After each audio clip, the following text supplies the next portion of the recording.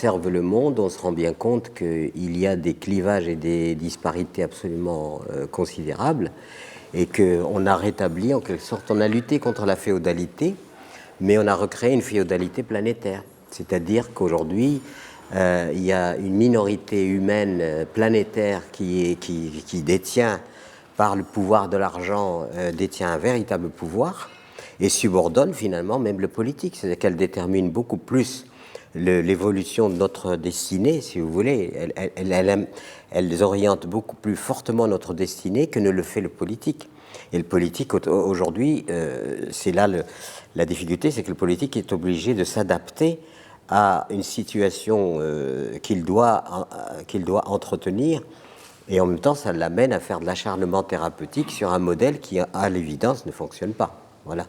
Et donc, de ce fait, effectivement, on parlait de politique. Je pense qu'aujourd'hui, il faut une politique de société, il faut une politique, non pas la politique politicienne déterminée par les lois et les règles qu'a établi la politique, mais par une politique humaine. C'est-à-dire, c'est pour ça que nous sommes dans l'humanisme, en disant c'est mettre l'humain et la nature au cœur de nos préoccupations et réorganiser le tout, le vivre ensemble planétaire, en partant de ces critères fondamentaux. Sinon, on s'aventure dans des espaces qui sont des espaces complètement investis, disons, par les gagneurs d'argent, par les multinationales, et notre destinée est en quelque sorte orientée selon leurs critères et non pas selon leurs critères de la vie, avec des ambiguïtés telles que l'économie. L'économie, c'est quoi? L'économie, c'est pas de l'économie que nous faisons de la dissipation, de la destruction. C'est au nom de l'économie qu'on détruit la vie, parce que disons, l'obsession du toujours plus donne la croissance économique, laquelle croissance économique prétend être la solution pour résoudre le problème de l'inéquité mondiale, alors qu'elle ne le fait que l'aggraver. Voilà. Donc, et en même temps, on a un élément qui est absolument indispensable à chacun de nous, à quiconque, c'est la nature. Or, aujourd'hui, la nature est absolument, je veux dire, c'est le pillage, c'est la destruction. Vous le savez, je n'ai pas besoin de faire la liste, disons, des exactions que nous commettons contre ce à quoi nous devons la vie. Vous voyez, donc on est dans une espèce de démence, quoi.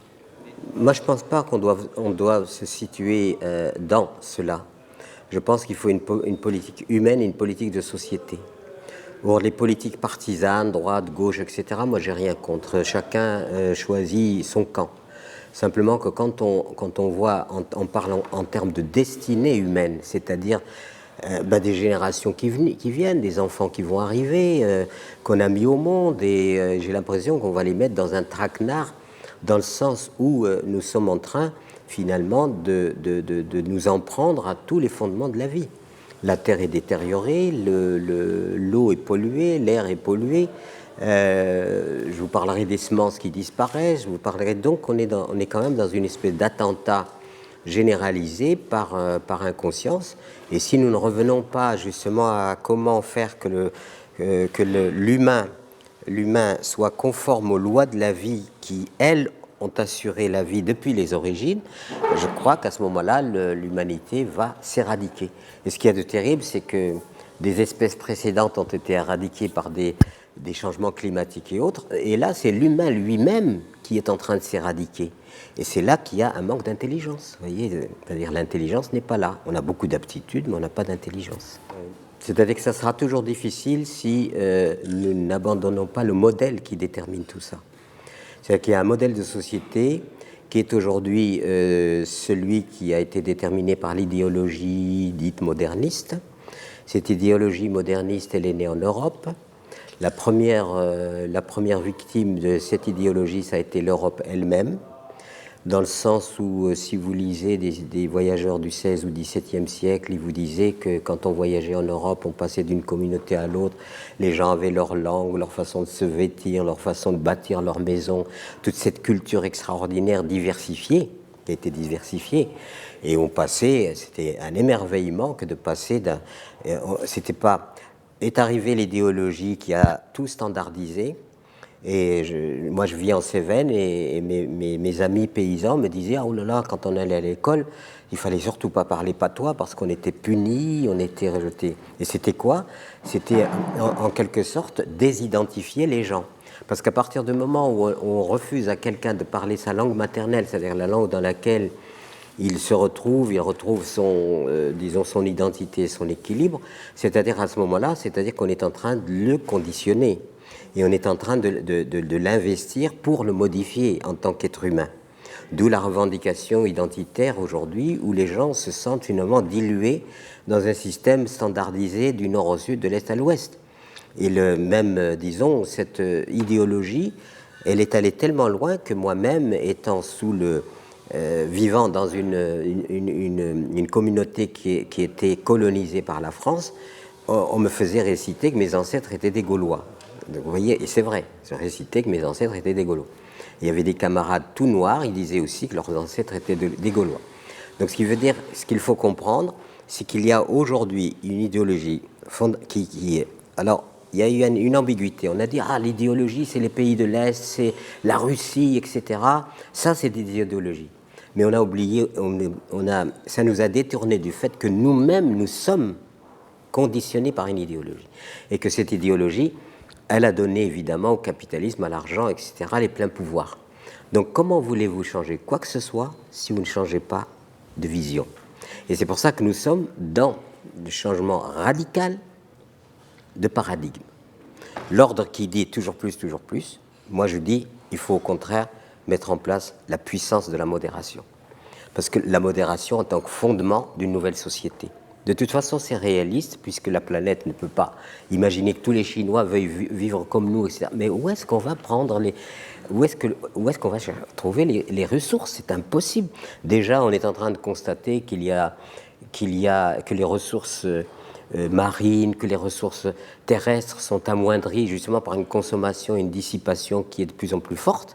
Comment voulez-vous que l'ensemble de l'humanité puisse accéder à un mode d'existence qui est fondé et basé sur une telle consommation? C'est pas possible. Donc soyons intelligents, c'est pas possible. Voilà. Et donc tant que l'idéologie n'est pas changée, alors on va se retrouver dans la manifestation de cette idéologie. Ce que vous dites, c'est une des manifestations de l'idéologie telle qu'elle est. Elle ne peut produire que ça. Par contre, si nous repartons sur l'idée, une toute autre idée, moi, j'ai osé en 2002 la décroissance.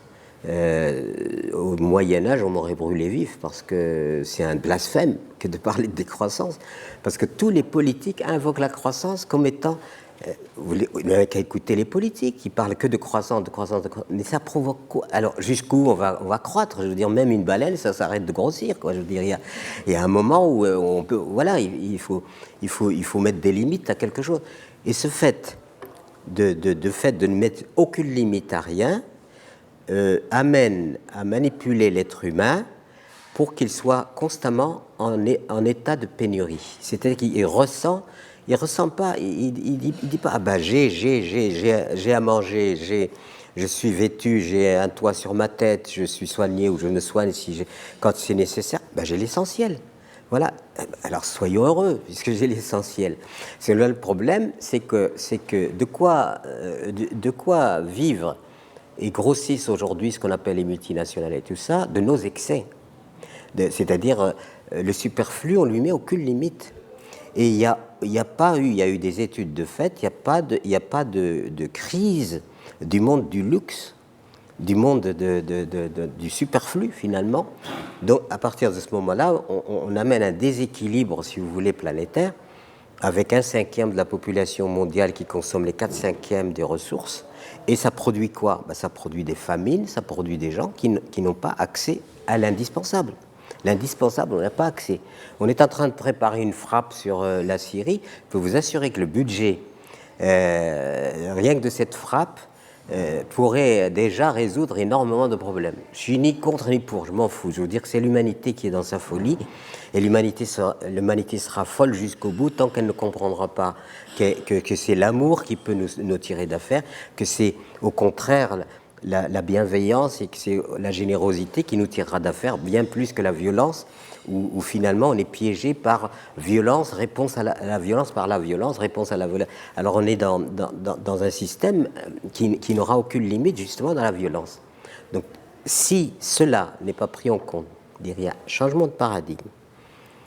Changement de paradigme, ça veut dire la logique qui conduit le monde, qui est basée sur l'avidité humaine, l'insatiabilité humaine permanente. Jamais la domination absolue du lucre, c'est-à-dire de la finance, sur le monde, on ne sortira pas du piège. C'est impossible. C'est pour ça que je propose sobriété heureuse. Quand on est dans la sobriété, eh ben on est déjà engagé militant actif. On n'est pas simplement dans les idées. On est militant actif. Et je dirais, la puissance de la modération va entraîner quelque chose qui va finalement permettre de mettre des seuils à nos ambitions et produire de la satisfaction. Parce que s'il n'y a aucun seuil à nos appétits, celui qui n'a jamais de limite à ses appétits, il ne peut jamais atteindre le bonheur et la satisfaction. C'est contre la satisfaction. Donc c'est pour ça qu'il faut introduire, disons, dans ces visions-là, une vision philosophique, mais pas dans le sens du blabla philosophique, mais dans le sens de, finalement, la vie, qu'est-ce que c'est? Je ne sais pas s'il existe une vie après la mort, mais je me demande s'il y a une vie avant la mort. Parce que ça veut dire, moi, j'ai pas envie simplement d'être présent sur cette planète, de produire et consommer, et puis mourir. Ça n'a aucun sens. Je n'ai pas envie d'être sur cette planète pour troquer ma vie entière contre un salaire. J'ai pas envie. Parce que pendant ce temps-là, je ne jouis pas de ce que la vie nous donne, la nature, la beauté de la vie, etc. Et puis, je ne veux pas être complice d'un système qui produit bien plus de déchets que de... Vous vous rendez compte la quantité de travail qui est consentie pour faire du déchet? Il n'y a rien de plus absurde, si vous voulez. Pourquoi ne pas ramener les choses à la modération, répondre aux besoins les plus fondamentaux de façon à satisfaire aux besoins de l'humanité, mais d'une façon générale?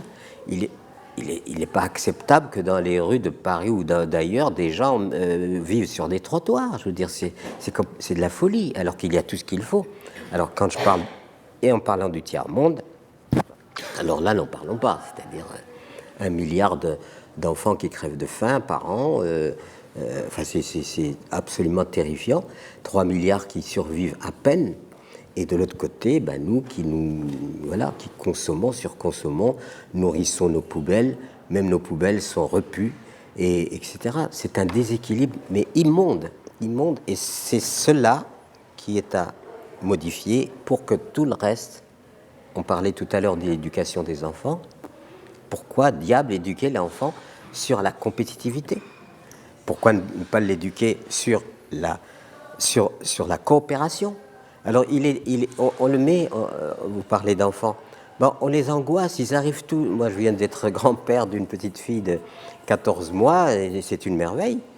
Et simplement, petit à petit, qu'est-ce qui va s'instiller en elle? C'est l'angoisse. On va l'angoisser, comme nous avons été angoissés.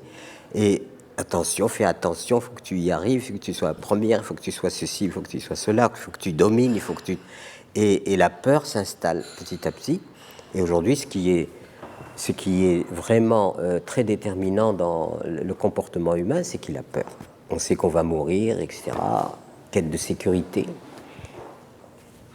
Est-ce qu'il y a une réincarnation? Pas de réincarnation. Et on est toujours désespérément en quête de cette sécurité. Et tant que ça, on sera là-dedans, ça sera difficile.